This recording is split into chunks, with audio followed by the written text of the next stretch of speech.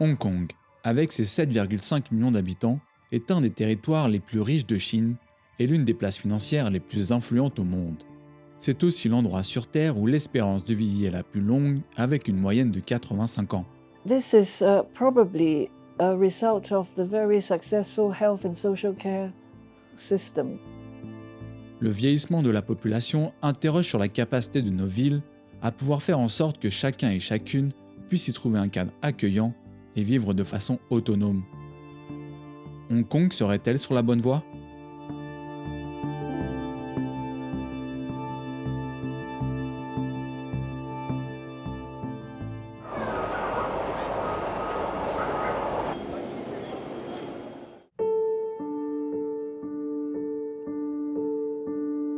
My mother lived at this building, small building. It is a purposely built for the elders. 40 years ago, she's about 50. She can go up and down and stay here and quite familiar with the surroundings, the neighbors. And it's difficult to move her outside. We do not have enough chair for you to sit because it is a small flat. He's coming. 早晨啊，劉師奶，我有兩個朋友嚟探你啊。Thanks. Hong Kong has one of the longest life expectancy in the world, and that brings it by itself another sort of problem, is that we have lots and lots of very old people. Although they don't have disease, they're very old. So from their function point of view, the cognitive, psychological and physical function, they're not at their best, and then they slowly become dependent. So now we have a large number of people with cognitive impairment and dementia and so on. So the ability to look after themselves and live independently is declining.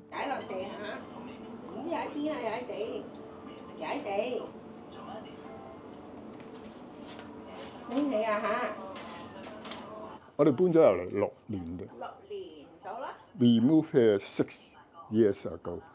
When she 6 years moved in, still can walk, not too bad. Now she have difficulty even to go to the toilet.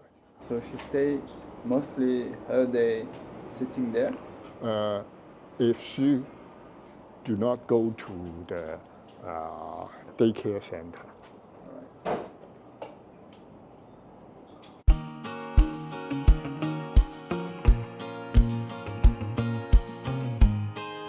People predict by 2030, 1 in 3 people are going to be 60 and above, so roughly.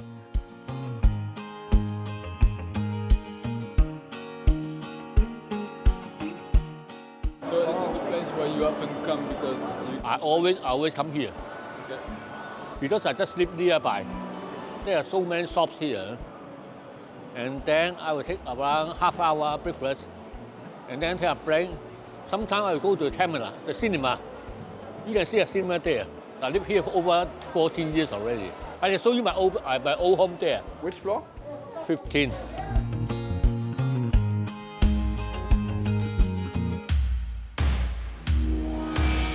Hong Kong is, in a way, very age-friendly because it's a vertical city. People lived in high-rise blocks. There's a lift, and particularly the government built a lot of public housing where they have transport hubs near these blocks, and most of these public housing blocks have their own wet market, have fresh fruit, fish, meat, vegetable, fruits every day. So people don't actually store a whole lot of things in their fridge. They don't have freezers. Chinese medicine, the healthy Chinese medicine. so you use it.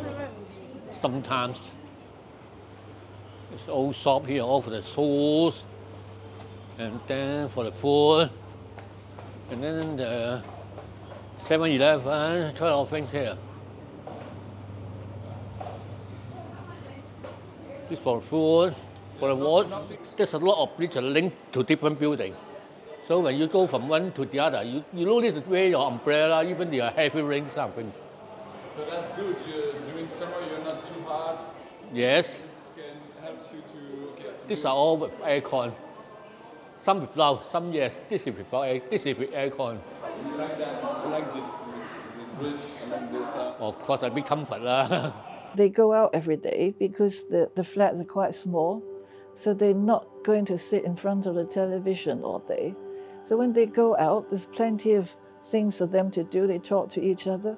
They go to look at all the shopping malls. There's air conditioning, it's good in the summer. There are many small parks and rest areas where they could do group exercises, or if they like, they can go further afield and go hiking. It's all within half an hour of wherever they live. And of course, they can walk everywhere. They don't need to drive cars to go to banks and so on.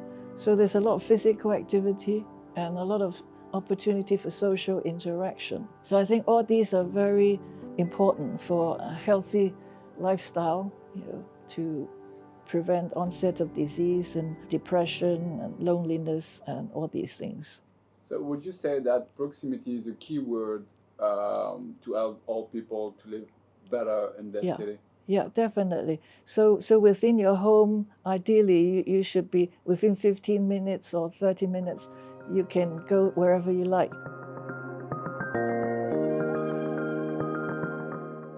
About 1/3 or 1/4 of the population in this area is old people. If there is no lift, for them it is much difficult for them to come out. Every time I push my mother go out for medical consultation to leave this community, I have to use this lift.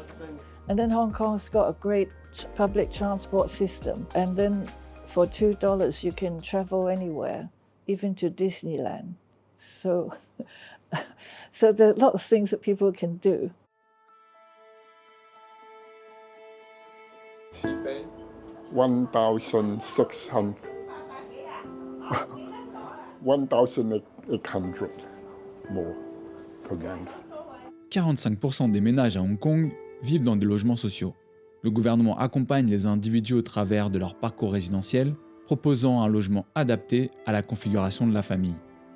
Un important soutien financier est également apporté aux personnes aux revenus les plus faibles. If you don't have so much money, you can live in public housing with low rent. And then there are lots of little restaurants where you can socialize and it's cheap. In Hong Kong, there's a variety. You can still live a healthy, happy lifestyle without a lot of money. There's a lot of social, the government, social welfare has quite good coverage.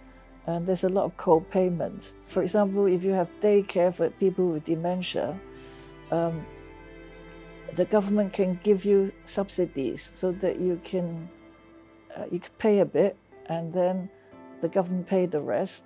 And if you have lower income, the government pays more. So there's a proportionate support from the government. So I think this mechanism works quite well. And then the charitable foundations do give a lot of support for people in need. So yes, I agree, Hong Kong is an inclusive city, particularly in the way that it looks after the poor, even though it's a very rich place.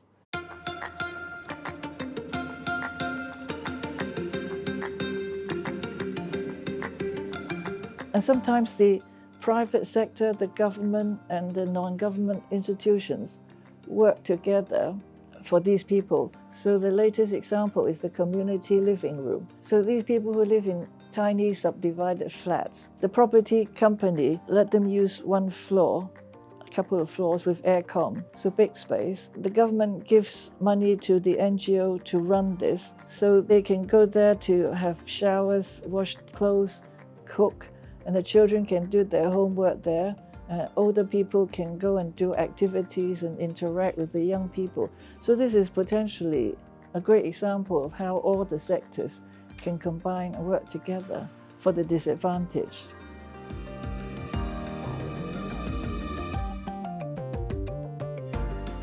she is qualified.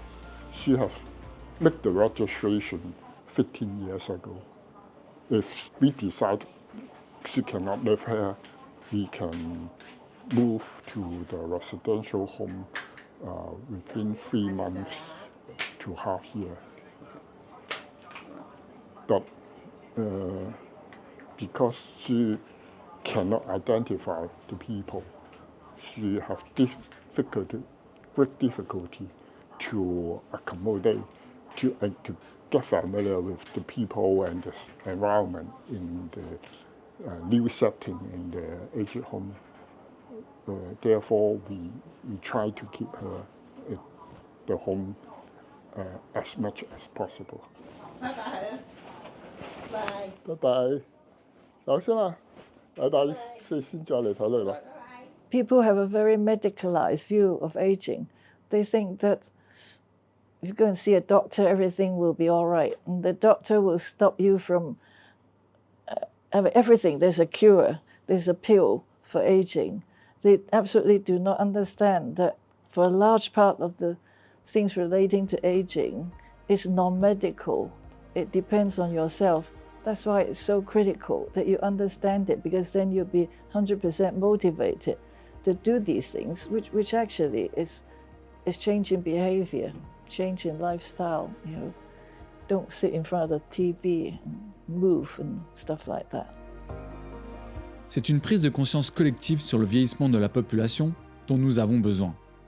Et c'est en menant des politiques d'aménagement inclusives que les villes pourront garantir un espace à vivre hospitalier pour nos populations les plus fragiles.